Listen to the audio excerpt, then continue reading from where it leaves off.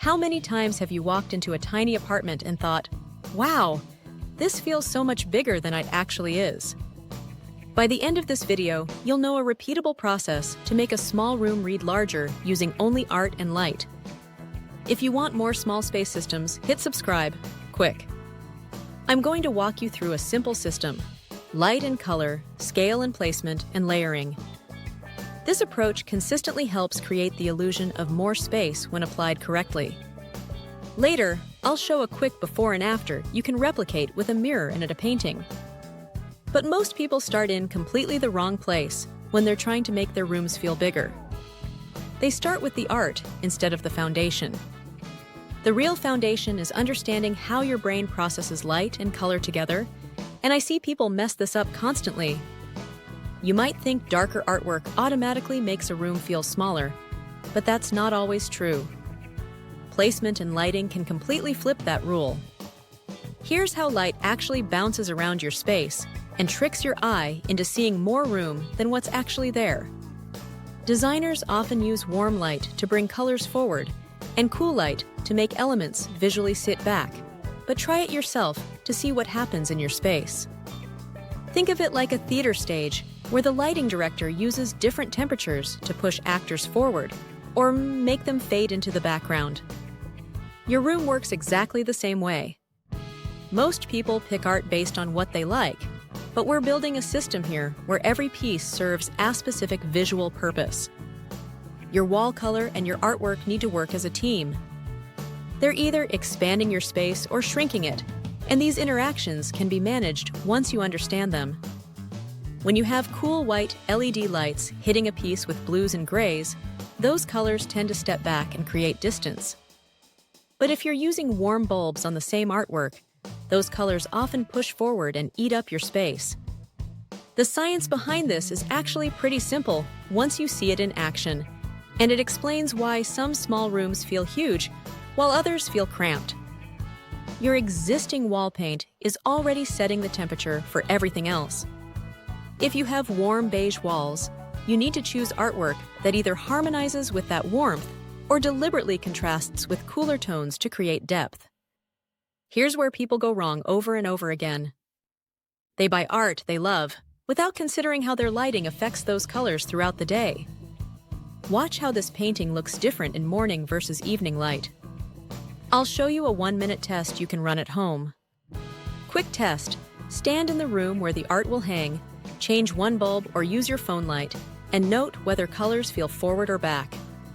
Master this foundation, and you'll never make the mistake of fighting against your room's natural light again. You'll start seeing your space as a complete system instead of just walls with pretty things hanging on them. But understanding light and color is just the beginning. There are specific measurement mistakes that can kill this illusion before it even starts. Here's the exact measurement system that professional designers use, because guessing at this stuff will sabotage everything we just built. Most people think bigger art makes a small room look smaller, but the opposite is often true. A good rule of thumb is to let the art dominate the wall area above furniture rather than being a tiny accent. We'll show how to measure that with tape in a second. Think of your wall like a picture frame. If you hang something too small, it emphasizes how much empty space you have, which actually makes the room feel cramped. But when you fill that space properly, your eye stops measuring the walls and starts focusing on the artwork itself. Here's how to get the height right. Aim for the center of the artwork to sit around average eye height. Stand where people will be standing or sitting and mark that height with tape. This draws the eye up and creates height. I see people hanging art way too low all the time, and it makes your ceilings look shorter than they actually are. Corner spaces are gold mines that everyone ignores. Try a tall, narrow piece in a corner and watch if it draws the eye outward. You're literally training your brain to see distance where it would normally see a dead end. Gallery walls can work to expand space if you use consistent, relatively tight spacing so the group reads a swoon object. Spacing of a few inches often works, but show it with tape first. Keep the overall shape horizontal, not vertical. A vertical gallery wall makes your room feel taller but narrower. A horizontal arrangement stretches your space sideways. Often, a single large statement piece gives a cleaner focal point and can help the room read larger than several small ones. When your eye has one strong place to land, it stops scanning for boundaries and starts seeing the space as bigger than it actually is.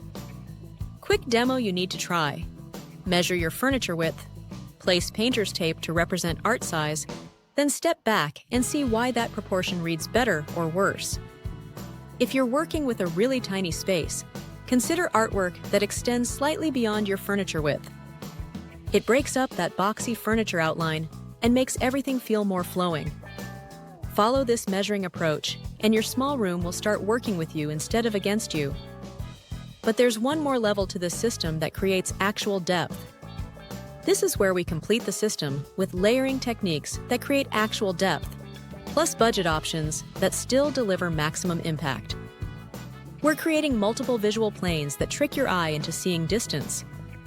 Layering can feel cluttered if you don't control scale and spacing, but when done correctly, it creates 3 visual planes. Think of it like a movie set where the director places actors at different distances to create depth on a flat screen. Your room works exactly the same way. Start with your largest piece as the back layer, then add smaller elements in front.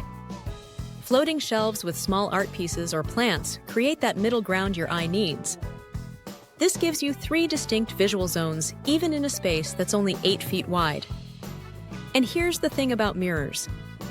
Try placing a mirror to reflect a window or doorway. This often increases the sense that the space continues beyond the wall. When you can see different angles of your room in the reflection, it creates the sense that space continues beyond what you can directly see. Budget-friendly options that work just as well include large format paintings instead of original art, DIY floating frames that add dimension, and strategic lighting. Use a large format painting or a poster in a simple frame to create a big visual mass affordably. You get the same visual impact without the gallery price tag. Lighting is actually your secret weapon here. Picture lights or track lighting create shadows and highlights that add another layer of depth. Turn on a directional fixture or remove it and watch how shadows separate planes. When light hits your layered elements differently, it separates them visually and makes each plane more distinct. The layering framework is front, middle, back. Something close to you, something at mid-distance, something far away, even in a tiny room. A plant on a side table, artwork on the wall, and a mirror reflecting the far corner gives you 3 planes in just a few square feet. You can also layer textures and finishes. Glossy surfaces reflect light and can read closer to the eye, while matte surfaces absorb light and can sit back visually.